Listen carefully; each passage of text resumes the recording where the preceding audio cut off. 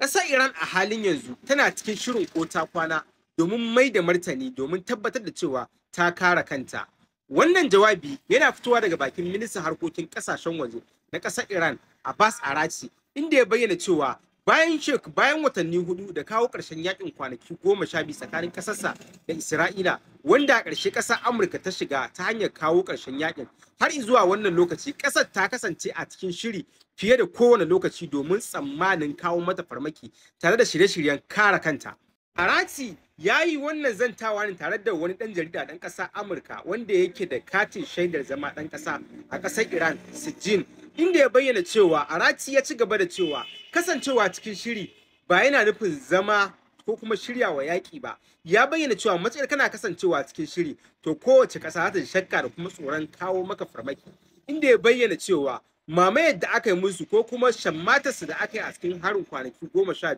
wanda ƙasar Isra'ila ta kawo musu suna sa ran ba zai ƙara faruwa ba. Arati ya bayyana cewa irin shirin da ƙasar Iran take da shi a halin yanzu ya wuce irin shirin da aka riski ƙasar a cikinsa a watan Yuni bayan da ƙasar Isra'ila ta kai hare-hare a wuraren sarrafa makaman nukiliya na ƙasar Isfahan, Fordo da kuma Natanz, inda ya bayyana cewa a halin yanzu shirin ƙasar Iran ya wuce dukkan wani mataki wanda ƙasashen yamma za su iya hakaitowa a kansu. Yaƙin watan Yuni ya ƙare ne a ranar 24 ga watan bayan ƙasar Amurka ta shiga tare da kai hare-hare a guraren sarrafa makamashin nukiliyar ƙasar Iran. Sai har zuwa wannan lokaci fa tsugune bata ƙare ba, domin wani makamashin uranium wanda aka ayyana nauyinsa da kuma yawansa da abin da kai kilogram 400 ya yi batan dabo a guraren da aka yi waɗannan farmaki, wanda har zuwa wannan lokaci ƙasar Iran bata fito ta bayyana wa duniya inda wannan makamashi ya shiga ba. Mahukuntan ƙasar Iran sun bayyana cewa wannan makamashi an binne shi ne sakamakon baragizan gine-gine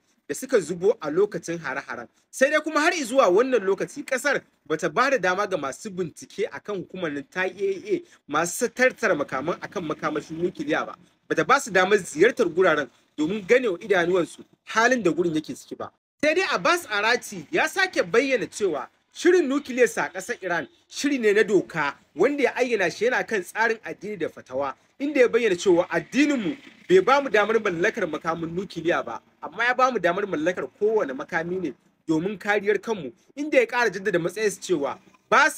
sa yunkurin mallakar makamin nukiliya ta kowane yanayi, face abin da suke kai a halin yanzu ya kasance abu ne na doka wanda kuma bai kamata wata ƙasa ta sanya musu ido akan wannan mataki ba. Sai dai har zuwa wannan lokaci hukumar nan ta IAEA mai kula da tattara makaman nukiliya ta duniya ta bayyana cewa irin wannan mataki da ƙasar Iran take ɗauka na tattara wannan makamashi na uranium ya wuce adadin mallakar farar hula, inda ta ƙara zargin shirin akan wannan shiri ne na mallakar makamin ƙare dangi na nukiliya a hukumance.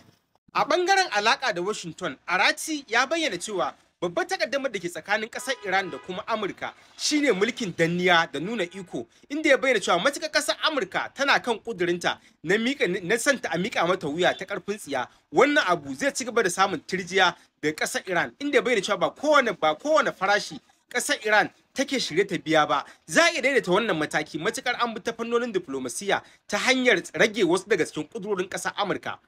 Arati ya zargi ƙasar Amurka da laifin cin amana da kuma karya dokoki, inda ya bayyana cewa bayan ganawa akai-akai tsakaninsu da ƙasar Amurka, a ƙarshe a cikin ganawarsu ta ƙarshe wadda a gudanar da ita a zauren Majalisar Ɗinkin Duniya na UNGA, Amurka ta buƙaci ƙasar Iran akan ta miƙa mata dukkanin makamashin uranium da ta tace domin a ƙara mata watanni 6 akan tsarin snapback mechanism, inda Iran ta bayyana cewa wannan mataki ne wanda ba za a karɓa ba. A ƙarshe, Arati ya ƙara cewa ƙasar Iran tana shirye da ta karɓi matakin diflomasiyya, amma ƙasar ba za ta lamunci danniya ba. Ya bayyana cewa idan ƙasar Amurka ta shirya tana neman sasanci ta zo mana cikin mutunta juna, ƙasar Iran tana shirye da ta karɓe ta domin warware waɗannan abubuwa da suka shiga duhu tsakanin waɗannan ƙasashe cikin lumana ba da gaggawa ba.